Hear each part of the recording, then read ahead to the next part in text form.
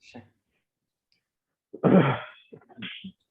Well, welcome back, everyone, and we are all set to start the third session for today, where we're talking about the FM forecast. Now, are we ready to tackle tomorrow's demands?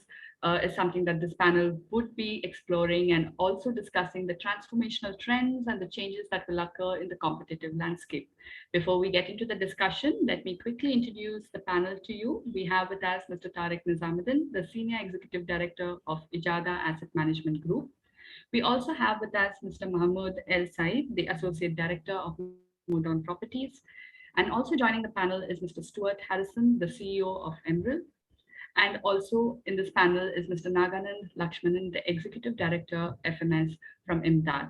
And moderating the session this afternoon is Ms. Jennifer Peltenburg, she's the FM Strategy Consultant. So over to you, Jen. Great. Thanks very much. So welcome everybody to this webinar, and I'm glad that you could make it. And please feel free to go to the chat area if you have any other questions. We do have some questions that we'll be asking in terms of this webinar. And the topic again is, are we ready to tackle tomorrow's demands? So obviously with COVID still looming, and in terms of what the FM industry in the Middle East and the GCC had to go through over the last 18 months or so. There's much, I think, to discuss in terms of that, but also looking forward towards the future in terms of FM as a whole. So with that, I do have a list of questions here. And like I said, please feel free to input any other questions that you may have. Just the first question, actually, which is extremely important, I think, is, Tarek, let's start with you. Some of the key lessons that you've learned since the ease. Well, let's go back a little bit in terms of what kind of restrictions did you put forth, and how have you eased that, and how have you made that transition to where we are now? Good afternoon, everybody. It's very nice to see you all and have this discussion with this important topic. Obviously, the whole world was affected by the pandemic, but FM had different challenges, being industry heavy in human resources, large number of workforce. So this was the biggest challenge on our industry: management of thousands of employees, making sure that taking care of their welfare, of their health, and at the same time, our industry was part of the first line of defense. So we were required to be working around the clock, supporting the government initiatives, securing and maintaining the facilities, the communities. So the pressure on the industry was big.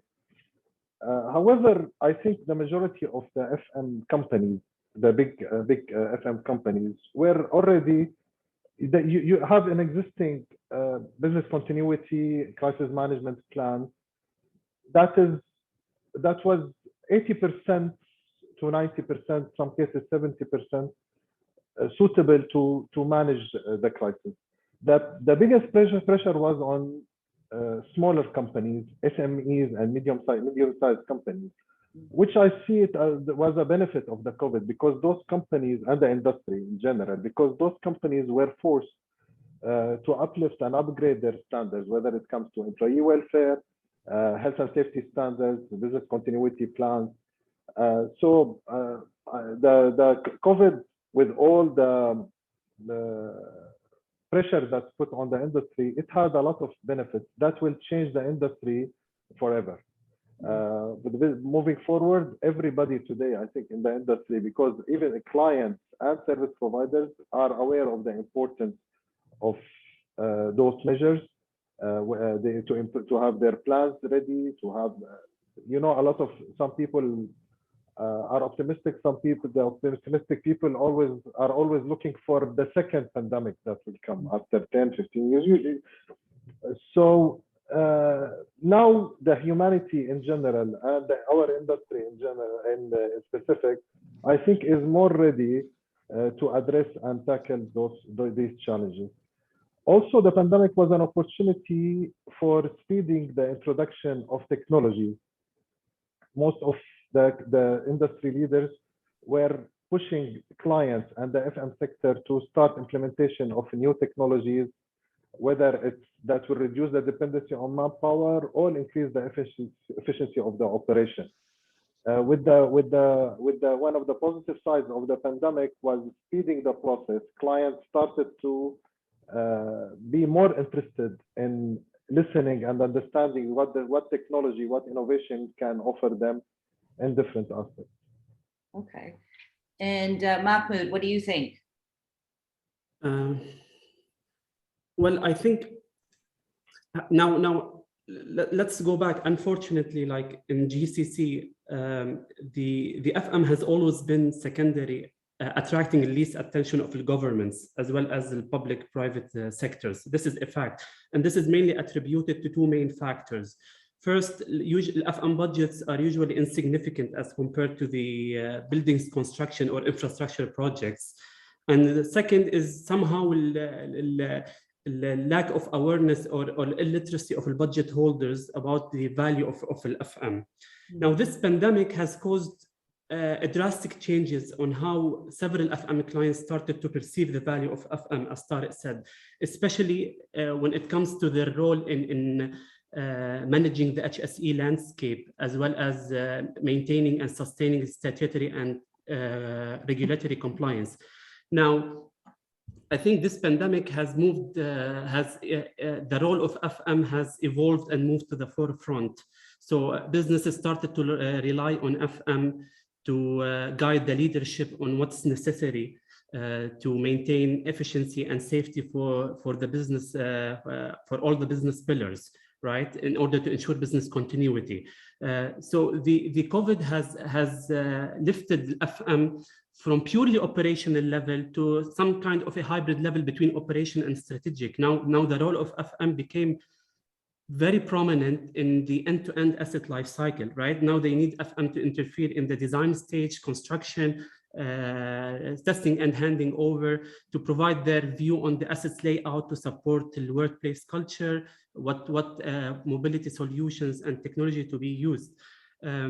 Even as part of this COVID cases, I think that suppliers and TFM providers have been willing to offer high degree of flexibility in terms of operations and contract execution.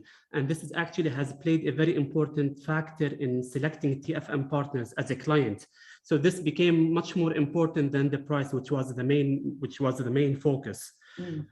Even I think during the period of lockdown, where is low occupancy, I think that the FM team have taken this opportunity to revisit and streamline their processes and procedures in order to enhance the efficiency of their service offerings. So I think COVID has played a very positive impact on the FM side. Nevertheless, I believe that the ease of restrictions has caused real challenges for the FM providers, especially those who are offering integrated solution when they are trying to seek balance between the HSE, social, as well as P&L management.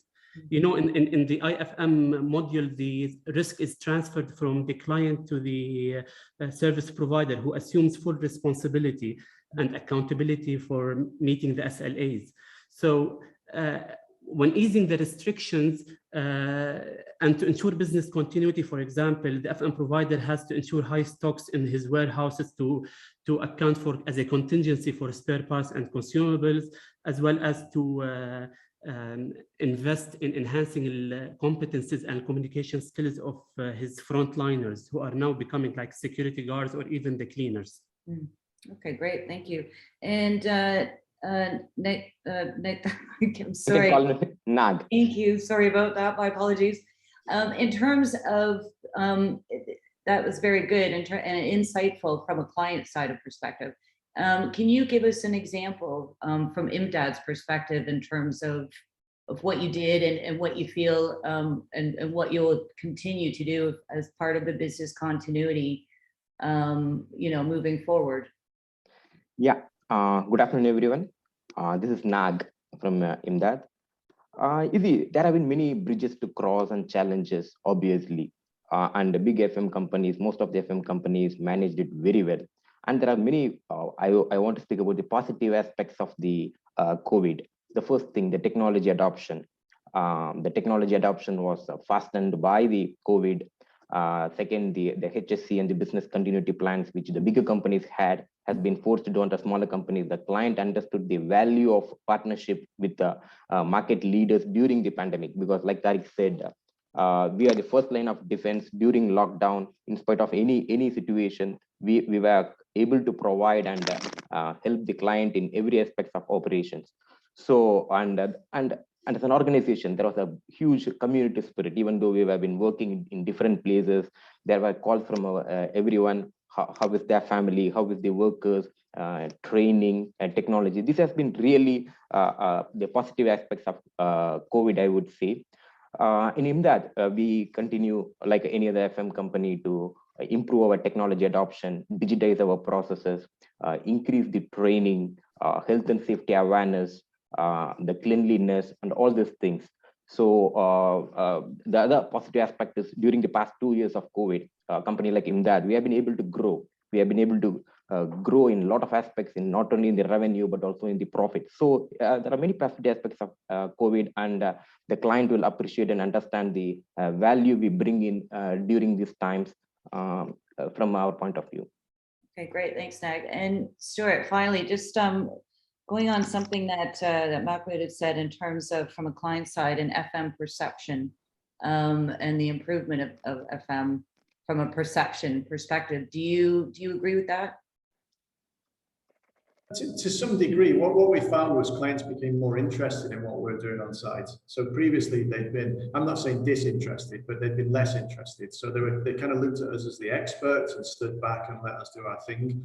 What happened during and it's in the early stages of the pandemic, they were interested in standards, chemicals, soft services mainly, hard services in terms of AC, and was there any potential contamination from AC systems and things like that. So we found that they became more interested in what was going on their sites through, the kind of double thing really. Some of it was legislation required, and some of it was their genuine concern for their residents and their workplaces and their spaces. They also asked us questions. There was things, sustainability and health and safety type things that they became interested in as well. So, so many people on a bus, people not sitting side by side, camps. We took on extra camps so that we could separate people out and have 2 people to a room. That kind of thing. So we just found more interest really. We're very fortunate that we've got 2 great owners, shareholders, Emrill and Alpha Thames. So those guys were on the ball as well. So it was a very collaborative thing, and we're fortunate that we work with some great people as well. So I won't mention, just in case I miss somebody out and they get offended. But all of the people that our business partners, people that we contract with, they're all good. Busy organizations as well. So we were all kind of pushing in the same direction. So we didn't there was no tension. It was just that there was an increased awareness. Okay, great. Thanks, Stuart. So in terms of and kind of going into that, it's the, in terms of key practices that shouldn't have changed. So I'll start with Nag on this one. So what key practices you think that shouldn't have changed during this time? During the particularly during the COVID, even though there were lockdown, physical classrooms were not there, we continued the remote learning and the training and the awareness.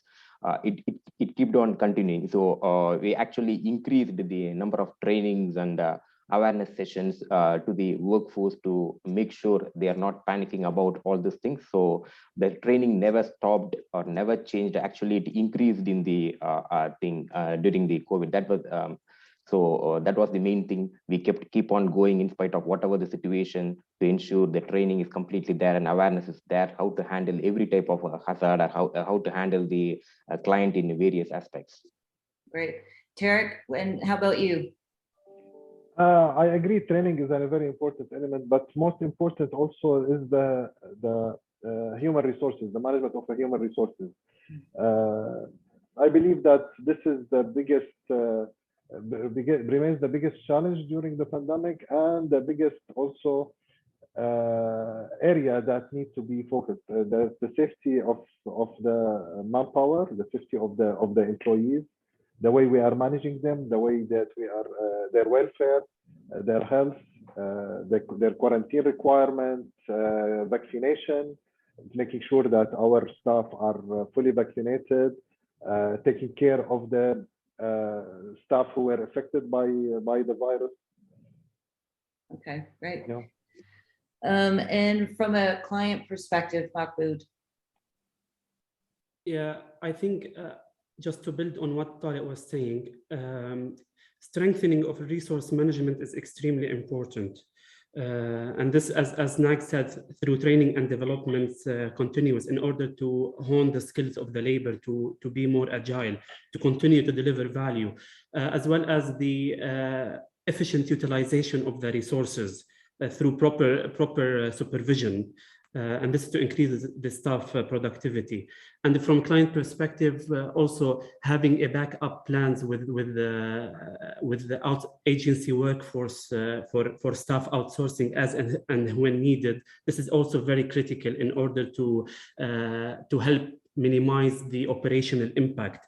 As well as to help build effective customer remobilization and support plans. Also, reshaping of operations to suit the new norms, right? Whether through segregated accommodations, whether through new fleet management or transportation plans, in order to mitigate the COVID cases, ensure social distancing being maintained, to minimize the impact on the daily operations. So these are all very critical practices, and we should always adhere to this. Now, I think that from a client perspective also, this shed light on the importance of performing indoor air quality tests. This is also something very important, which was not fully adhered to by not only clients, but even by service providers. And definitely the technology implementation is also very important, which might increase the time management and the productivity of the employees. I'm not saying that this should be the only alternative, but it's also an important communication tool, like these virtual meetings, which we should take care of this. Lastly, I think when it comes to conducting proper condition assessment. Now, again, the condition assessment is being done as part of the process, but I don't think that this has been really put into effect when it comes to optimizing, achieving the cost and the operational efficiency. Shall we run to fail strategy, or shall we reduce certain PPM frequencies based on the criticality and the condition of the assets? I think now it's time to reconsider and look into this aspect as well, taking into consideration all the challenges. Okay, great, thank you. We just got a question in here, and actually I'll take that on board shortly. But I just wanted to move, because I mean, obviously COVID is important, and how everybody dealt with it. Obviously you're still here, which is good news. But I think it's quite exciting in terms of understanding what FM is going to be in the future. So Stuart, coming to you, what do you think, before I get to the next question, I just want to ask you, what do you think FM's demands are going to be in the future, the next 3 to 5 years, let's say? Yeah, it's a good question, and I tend to take a slightly different view, because normally you ask that question and people start talking about technology, Internet of Things, and all these kind of buzz phrases. I mean, was it the blockchain a couple of years ago? Yeah. But I take a more traditional view, so it ties into your last question: what shouldn't change because of the pandemic? Well, standards. And let me tell you what's going to happen and what is currently happening. So prices are being challenged. They're being driven down. Now, I know what you guys pay your staff. You know what I pay my staff. I could probably guess within 1 or 2% what your margins are and what your net margins are. We've been competing against each other now for years, and we all have similar sort of costs. The prices are being squeezed. So what does that mean? And ultimately it means you probably have to, you know, our biggest cost base is our people. And it means you probably have to change the way that we, you know, there's certain things like Mahmoud said that we can do in terms of run to failure or different criticality of assets and things like that. But ultimately, what I've seen happen in more mature markets is that they start to de-skill the workforce. And a good example of that might be, you know, 30 years ago at the UK, a JIB electrician, there was only 2 grades. There was a approved electrician or an electrician. Now there's probably, I don't know, more than 10 grades, 15 grades, something like that. And you get semi-skilled and various different things. And that's what's starting to happen here, even with clients that I'm talking to. And that's where we won't compromise. So I was sitting with a big client that I won't name, and they said, you have to cut your costs. And I said, sure, we'll work together and do that. But what I won't do is cut my standards, and I won't cut the quality of my staff that I bring in. Now, some people are saying do that. They're actually telling me, you know, pay these people less, or maybe you don't need a, you know, a degree qualified guy. Maybe you need this guy, and maybe you need that. And that's what's starting to creep in because people are very budget conscious now. So I think going forward over 3 to 5 years, it's incumbent upon us as the, you know, the CEOs of the MDs or the clients of, you know, where we're dealing with FM, and as Mahmoud said earlier, it's often been the poor cousin of construction, but it's incumbent on us to safeguard our standards and our practices, because it's as we've seen, it's as important as ever. Perhaps more so now that we maintain those standards and we don't let that slide, because I don't want to be here in 5 years and facing the same kind of problems that I faced in Europe or when I was in the US, where standards are starting to slip, the skill of people is starting to slip, and then the whole thing becomes eroded. And then you get companies, huge companies that, again, I won't name, but they either go bust or they issue profit warnings, and then the whole thing starts to cannibalize itself, and that's when the industry really starts to fail. So if you're asking me, you know, if we were on an IT forum, I'm sure we could talk about future technology and things, but for me, it's old school engineering. It's about making sure that our standards don't slip, that our skill sets remain at the very least at the same standards that they're at, if not more so, and we continue to safeguard our industry and what we do in buildings. Okay, great. Thank you. Tarek, your take? Oh, can't hear you. Sorry. I agree with Stuart about the importance of the technology. At the same time, the pressure on the margin and the tough competition that everybody is facing today when it comes to the pricing and commercial, which is slowing down the progress of the market. But I think that this will depend on the companies and the FM sector ability to do things differently in an innovative way, and to be able to provide smarter solutions to clients that will meet their financial targets, and at the same time provide services that will meet the SLAs and meet the client requirements and the facilities requirements. The challenge on gross margins should not be affecting the quality, which is a mistake that some clients unfortunately are doing. They are reducing the standards of the service required on a short term, ignoring the long-term objectives, ignoring the asset life cycle. I believe that the FM leaders, the FM companies and big clients should be working together on introducing smart solutions. With technology is a big part of it, but not only the only factor, to have cost-effective solutions. Okay, great. And Mahmoud, just in terms of from a client side, do you think over the next 3 to 5 years that the demands are changing from a client perspective in the Middle East, the demands of FM? Okay. And what would those demands be? Okay. Now, again, because I'm coming also from a service provider perspective, so I always face issues in having two hats. I think that in line with Abu Dhabi 2030 vision, we know for a fact that the UAE government is steering the whole digital transformation process within the country. And I think even with the increasing influence of some environmental NGOs, several, within 5 to 10 years, several key UAE facilities will be deploying AI-based technologies. I'm not saying something new. We all know this, right? In order to cut down greenhouse gas emissions, reduce energy consumption, whatever. My issue here is that I know for a fact that technology and innovation, they always play an important role in preserving and nurturing the company growth strategies. And especially now we are on the verge of the fourth industrial revolution. So big FM companies are now exposed more than ever to technological disruptions, which might threaten their existence. But my main issue here as a client that we've been recently focusing on technology, on emerging technologies, and somehow deviating or ignoring the basic fundamental issues that the industry is facing, the challenges. And I think technology alone will not sustain the growth of the companies. That's why you need to, that's why we go back to what Stuart said. It's all about leadership, CEOs, right?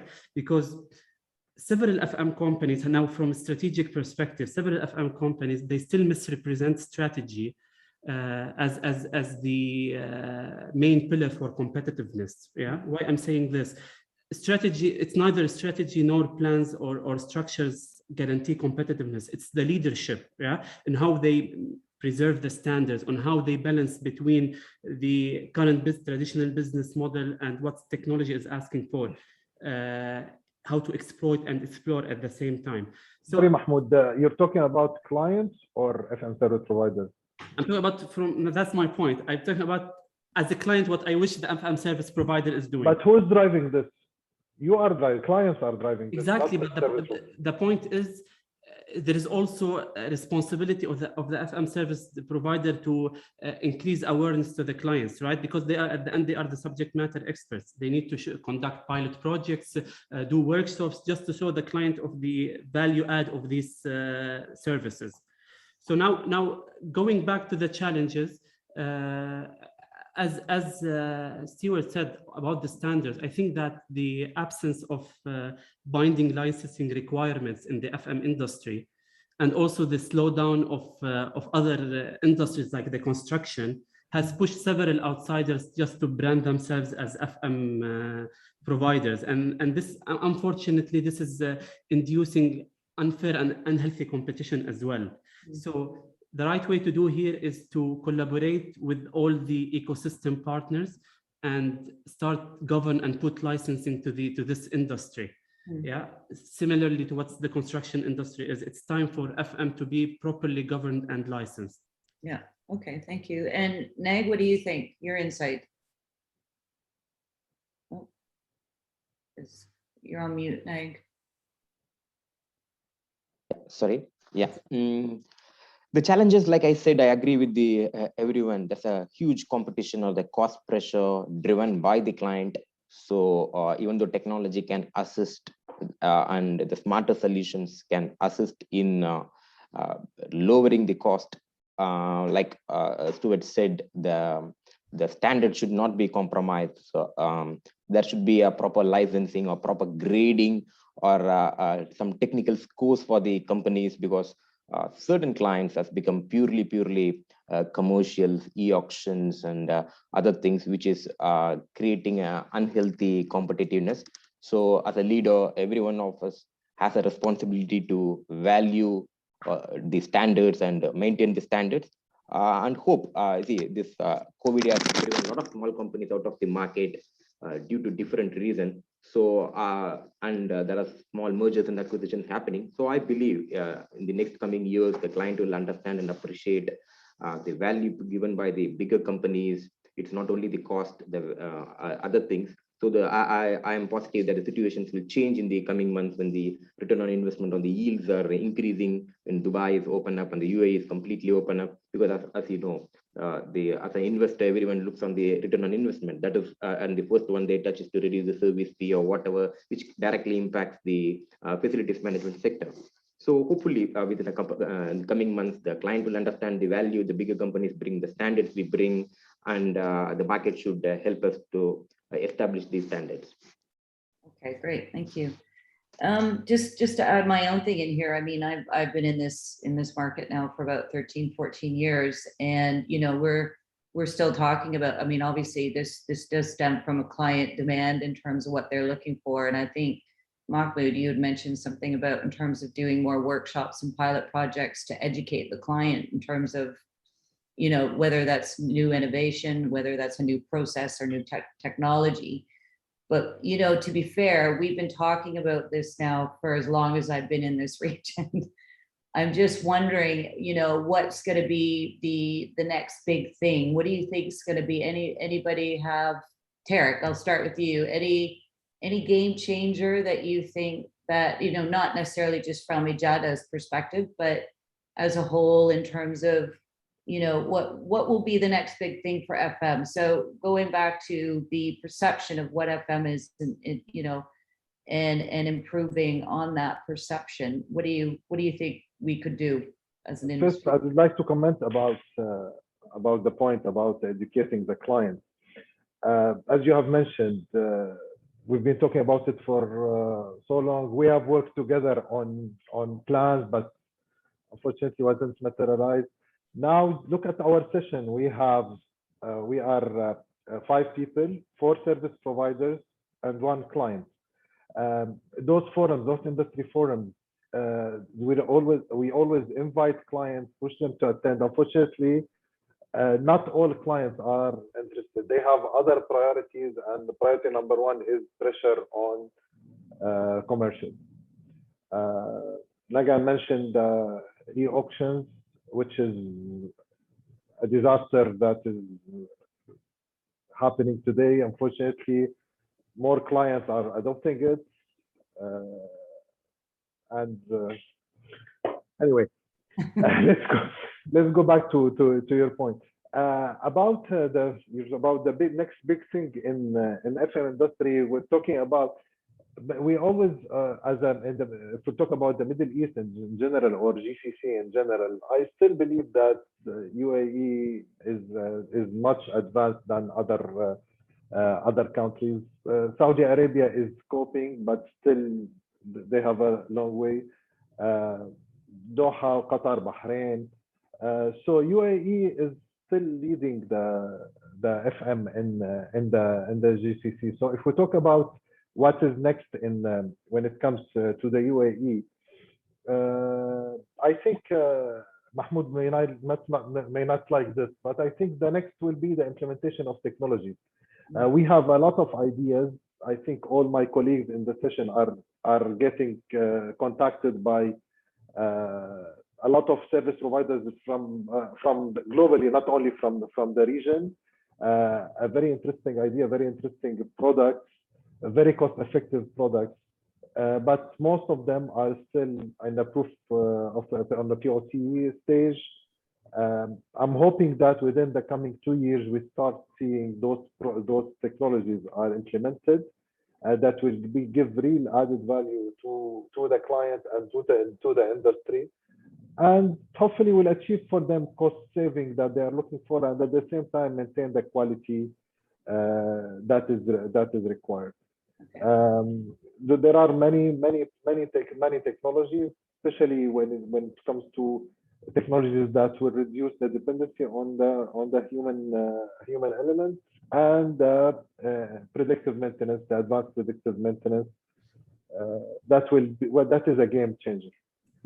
Okay, thank you. And I think this actually answers the question that Kirthana had sent in a few minutes ago. And the question was what is the strategy to balance the digitalization technology and the manpower hiring and retaining? Is technology or will that technology cut down the job opportunity? So You Stuart. still have, yes, Sorry, go ahead, sorry. Tarek. No, go, Tarek. The challenge that you will face here, that relatively the cost of manpower in theory is cheap in our region.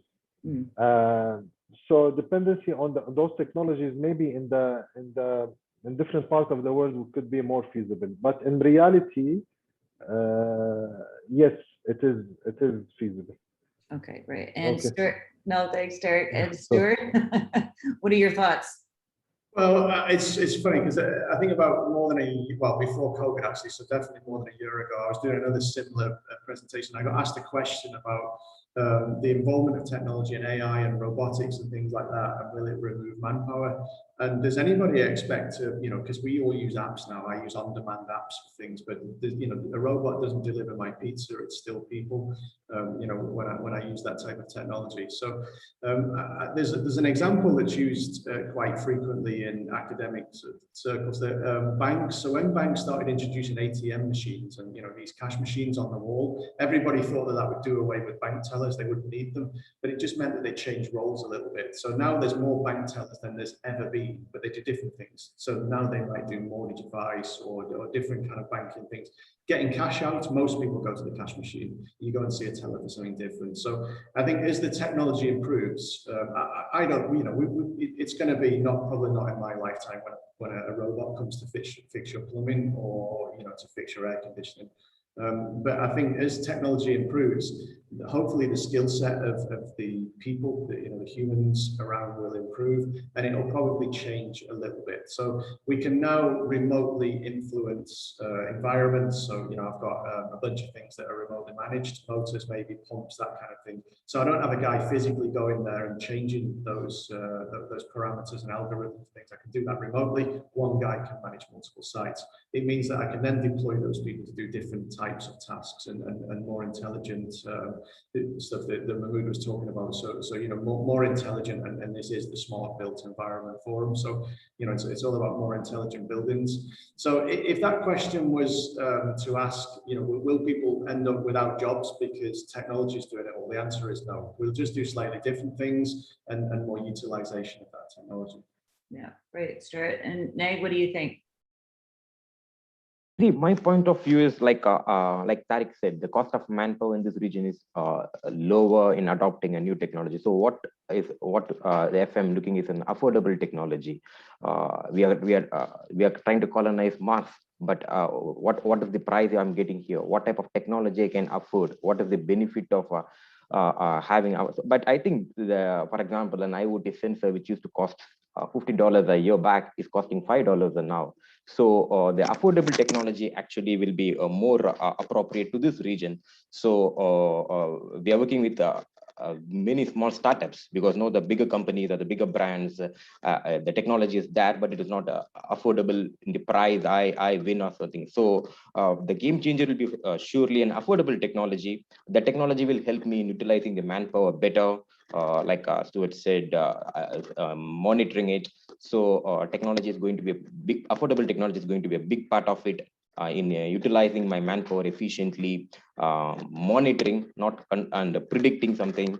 That is the thing, because that is the main thing I'm expecting what will change. And the second thing is the client expectations, or the client will understand the value of bigger companies in the coming years, because during lockdown only top FM companies were able to provide services. Like example, we manage the 3 biggest bank in UAE. So during every lockdown, whatever the cases, we were able to serve them. So they understood the value of the thing. So that also the future, the clients will understand and appreciate the value the bigger companies or standard companies bring in. So these two should help FM in the future. Thank you. And Mahmoud, in terms of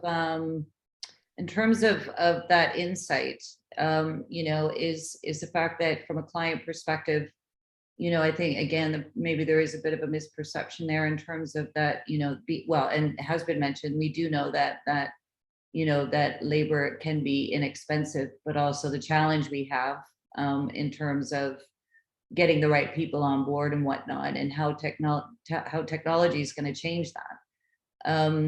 Going back to something you had mentioned earlier about pilot projects. So if we take any technology, whether that's sensors or whatever, I mean, you do hear about it in industry, but you don't hear it yet as a given. It's not a given. It's, you know, it's still very specific to specific FM companies. What are your viewpoints on that in terms of the demands for the future? Well, again, as we started in the beginning, the COVID cases, the pandemic, I think it is, ironically, it played an important role in shaping the FM in a much better way. And that's why I think now, from a client perspective, I see that clients are more cautious about the value of FM. So maybe now it's the right time to start this, to restart such conversations with the client. And I know what Tarek said, that FM service providers have been engaging recently in discussions with the client to increase their awareness, and it was leading nowhere. I think now maybe it's the time. I can see from our leadership discussion that they started to realize the value and the role of FM in the market. Now, let's agree that any digital trends, whether it is robotics, drones, IoT, whatever, it will not be disruptive unless it creates relatively more value in the market than the traditional way of doing business. So I think that moving forward, the trend will be depending a lot on the IoT and machine learning based systems in terms of value creation and value capture in the market. And this will be used to build or to leverage into your digital strategies. Especially also these new trends, new digital disruptions will also help providing new services to the clients in terms of, for example, energy management services, such as energy audits, energy management plans, targeted and guaranteed savings. They will also play a role in enhancing on the rendered services, because you will proactively start analyzing the massive data, come up with informed recommendations to achieve cost, energy, and operational efficiencies. So the ideal way to me as a client, the ideal way of sustaining growth is to have a value proposition which is hybrid in nature, depending on the manpower, in order to do the traditional business model, which is away from AI-based technologies, and which at this stage you'll be addressing a big chunk of customers, or what we call them the laggards. At the same time, you need to leverage these digital strategies and trends into your operation to start attending to few clients or the early adopters who acknowledge the value of AI-based services. Agreed. And I think the key there is early adopters. You know, because not everybody is like-minded, I suppose. So it depends on who you actually approach with that sort of thing. They are already there, still very few, but it started. I mean, the trend has started. Yeah. Okay, great. Stuart, there's a question that's just come up from Stan. So FM is fundamentally a people business. Technology is merely a tool. Cutting costs is easy, perhaps inappropriate at times. Therefore, taking these comments as a given, what do we need to do to position us as a sector as a preeminent built environment discipline to tackle tomorrow's demands? Well, that sounds like the beginning of a PhD. I didn't see who the question from, but I'm wondering if that's Stan from Scottish Stan, who comes over and does some talks for us sometimes. Yeah. And I stole a saying from him. I heard him once say at a conference that he wasn't interested in technology at all, and then he added, unless it helps my business and my clients. And I've used that. I've stolen that. I always give him credit for it whenever I say it. But that's fundamentally, I think, a great place to be. So I think I'd probably struggle to kind of lay out exactly what we need to go forward. But I think I go back to what I originally started saying, that I'm kind of an old school engineer. I like technology when it serves me. I don't have technology for the sake of it. I'm not an IT nerd, I'm not a technology nerd. I just use it to make my life easier. And in terms of professional environment, I use it to make the lives of my clients better. So I think, you know, without kind of waffling on and getting into quite a deep subject, I'd just say that I think We need to maintain our position as you know, we're all tier 1 service providers with world-class standards. And we need to keep adopting and what's the word now? Being circumspect with technology, not putting it in place for the sake of putting it in place. Yeah. You know, a couple of years ago, it was all about blockchain and people were advertising that they were using blockchain. There's very little application for blockchain in FM at the moment. Now that might change, but at the moment, it's not there. So I think we just need to be sensible about what we do and continue to maintain our professional standards. Fair enough. And you know, I mean, and going back to what we were talking about in terms of the future, you know, so we're talking about, you know, what do we see in the wider facilities management marketplace? For instance, we talked about the next 3 to 5 years. We talk about, you know, 10 years from now. I think, Tarek, it'd be interesting to hear your insight. What I'd really like to see more, and I can't remember who mentioned it at the beginning of this webinar, was the whole idea of integrating ourselves with the construction at the design phase, in terms of bringing in, you know, the value of FM's expertise. And that's where I would like to see the FM industry go and have that respect, I guess, from the construction industry to bring in an FM person or expert to help them with their functionality. Tarek, what do you think? Absolutely. I think everybody in this forum and the whole industry is suffering to a certain extent because of lack of coordination with FM during the design and the construction stage. The industry many times requested that FM to get involved in the project from the initial stage, and I believe that there is a big progress. A lot of the FM design review and the FM involvement during the construction is implemented with many developers. So BIM, we started the implementation of BIM and expanded towards operation and facility management also, which would be, I'm seeing it increasing within the region and the whole industry, not only in the region. So the point about the integration between the design, construction, and FM, there is progress, but still not enough. I always say that, with all the due respect, but I hate architects. I hate the nice designs that they do, and they give them to us to maintain and clean without considering the resources, without considering the risks that we are taking, the space that we need, the access that we need.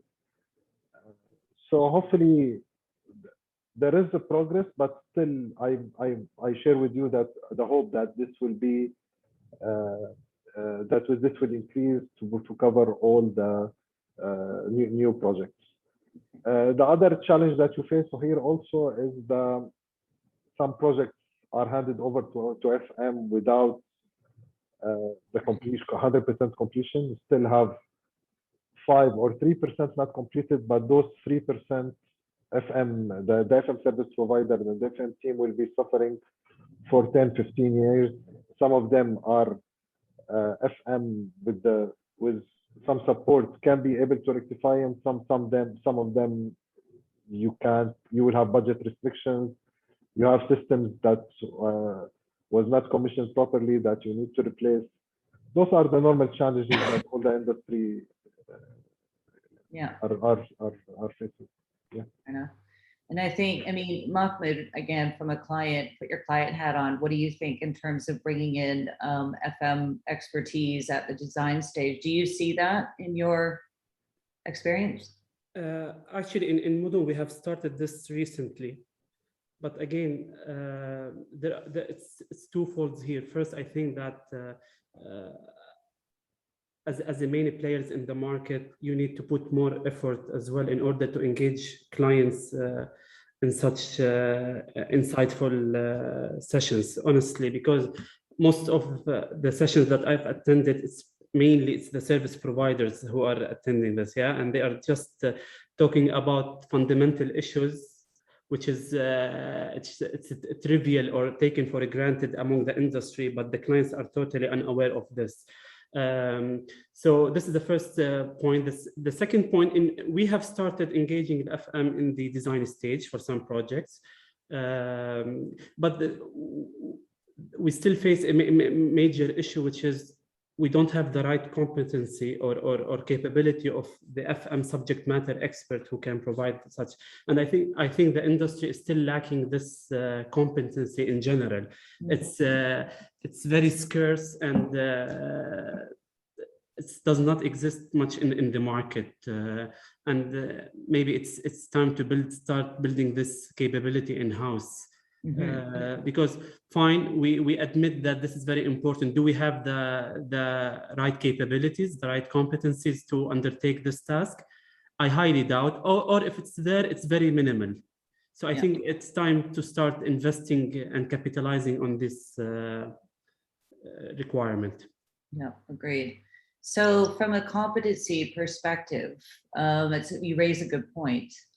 Where do you, or what do you think is lacking currently with, in general, from an FM perspective, to hire a consultant to be able to do that? Like, is it the technical experience? Is it like, what is it that you feel is lacking? I think it's a good point, and and it should just be extrapolated on a little bit.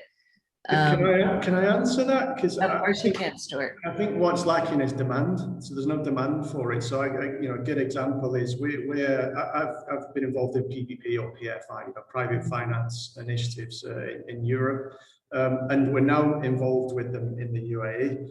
And there's a demand for it. So these partnerships, these SPVs, special purpose vehicles, would be a funder, it would be a main agent, and it might be an FM service provider like us.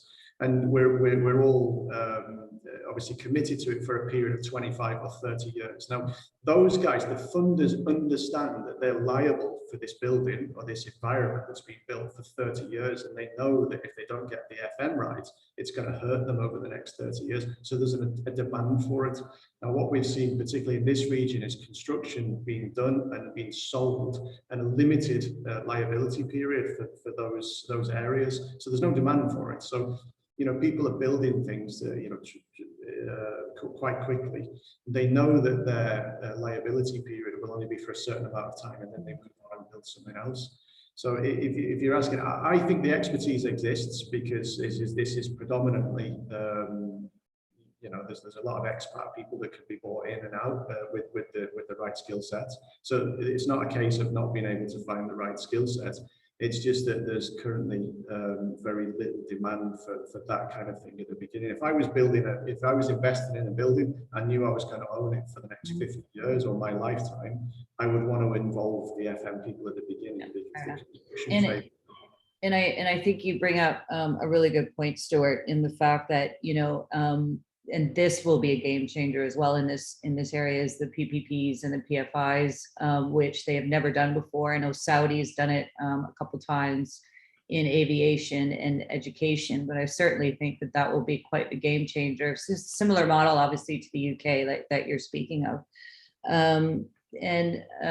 Tarek, this question's over to you. That Dax Philip has asked, operations team has to involve in the design stage, but what will be the ideal time, and what all should be the touch points to consider? They should be working hand in hand from day one.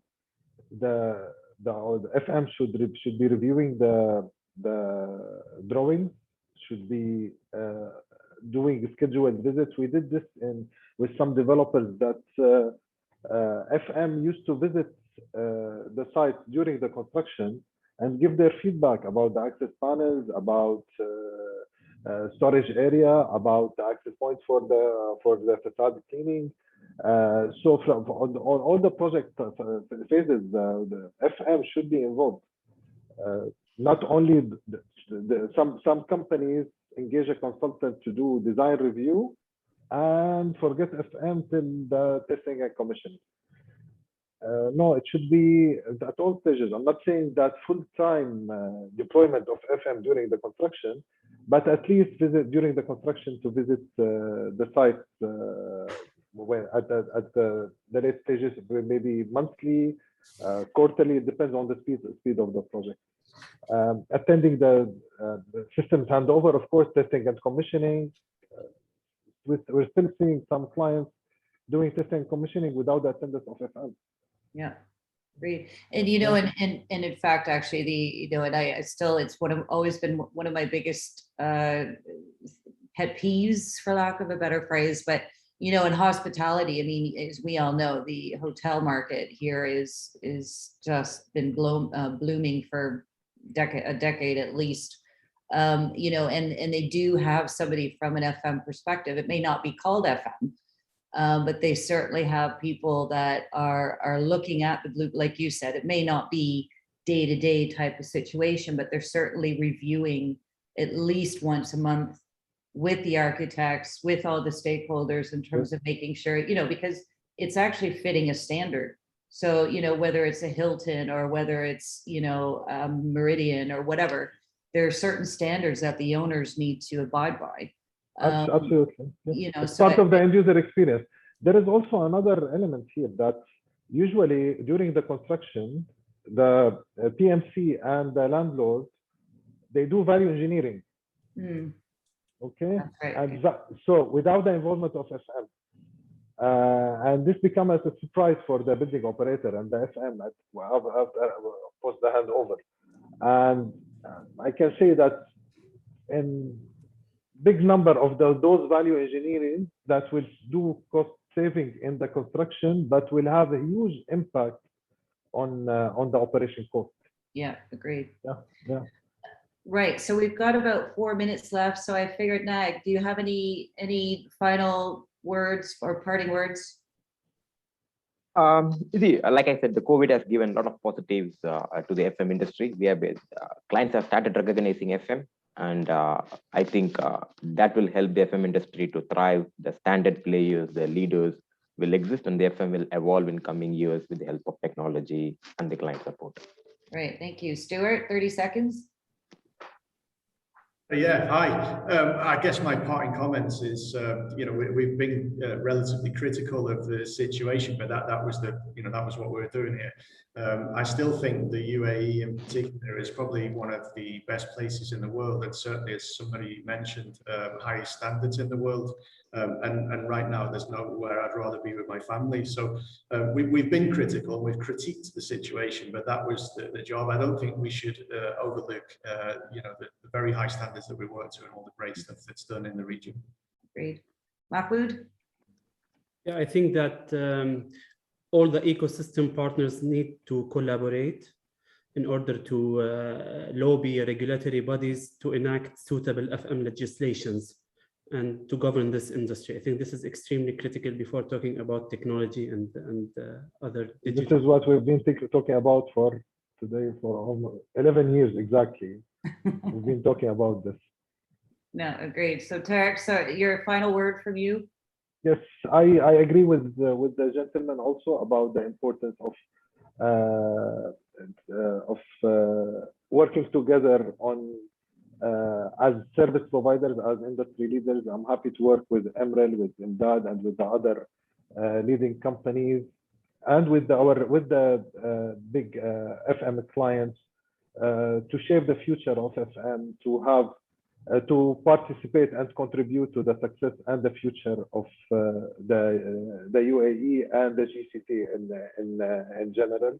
The country have big ambitions and started planning for 40 and 100 years, 50 years ahead and 100 years ahead, and FM should be playing a big part of it. Agreed. And I think we're all very like-minded, as Stuart mentioned at the beginning of this, that we've all known each other for many years, and I think, in terms of any of these types of forums, I think it's important to deconstruct, to reconstruct it. And I think, a lot of the messages that came through, it seems that we're on the right track, and I'm really excited for the future. So Mega, I'm not sure if you wanted to come back in.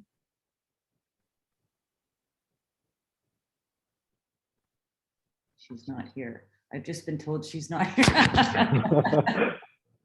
Okay, so on that, thanks everybody who's joined this forum. Thank you to the panel for your insight and thoughts. It's really good to see you.